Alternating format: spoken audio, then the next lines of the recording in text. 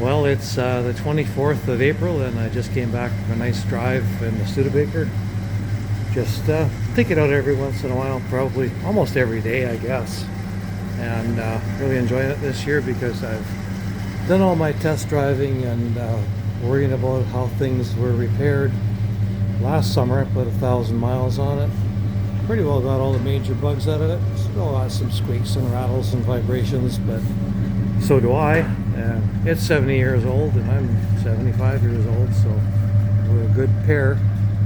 But it runs pretty good, and I just thought I'd stop and just give it a chance to enjoy the exhaust sound.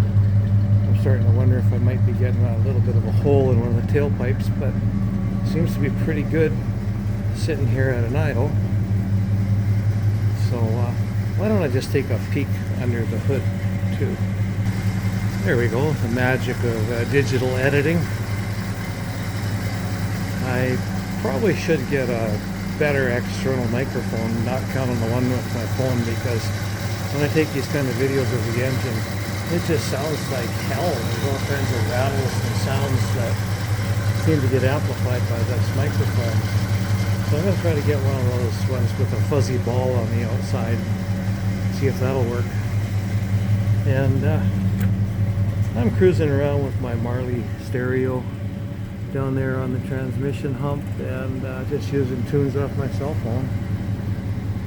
And this weekend I'm going to try and do something about restaining that headliner. It's in good shape, it's just got some stains on it from age, I guess, maybe some condensation, might have been a little bit of rust on the inside of the roof, you know, like flash surface rust, which might have permeated through the vinyl headliner. But we'll see about getting that fixed up.